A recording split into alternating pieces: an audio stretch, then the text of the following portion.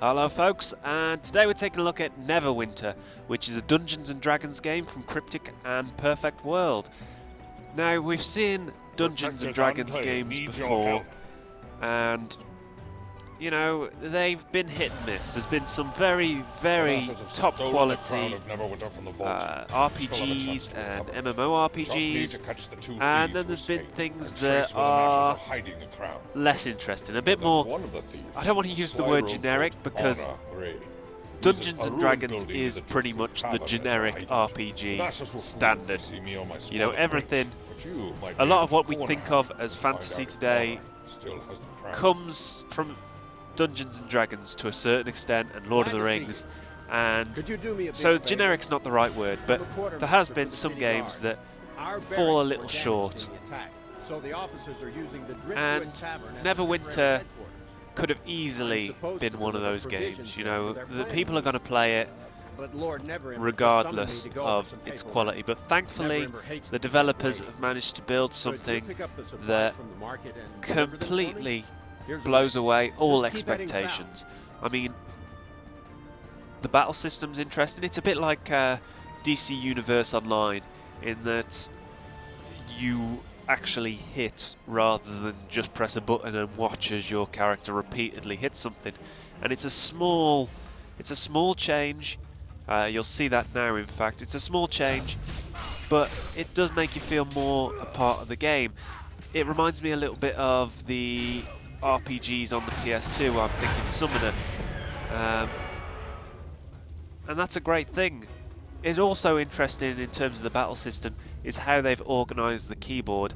If you're watching in full screen 1080p, you can probably see down the bottom there that all the keys are mapped a little strange. You've got the Q and E, and health is mapped to 3, and that's standard.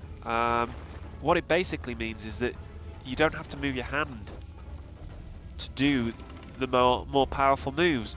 How this has not been done before in a mainstream game is beyond me, because I've always found pressing the numbers 1 to 0 to be cumbersome. So this seems like a natural progression, and it seems like something that should have been done ages ago by ArenaNet or Blizzard. It's a new standard. It should definitely be a new standard. The game's kind of in two parts. You've got your outsidey bit, where you're exploring cities and speaking with NPCs, and then you've got this, which is your dungeon running. You explore, you pick up items. It's pretty interesting. My main worry in that regard is that although there's plenty to do, there's interesting things to see, my worry is that the average gamer who perhaps likes their MMORPGs for the story or whatever, I think they might find it a little dull, a little repetitive perhaps. There's too much focus on items and stats perhaps for it to be a game that the average person can play for hours and hours and hours, but it's still in beta and I'm reserving judgment on that. We might take another look as we get through the year and we get close to full release, and we'll see where it is then. For now, I think you could easily stick at least 10 hours in, and for a free-to-play game I think that's excellent value.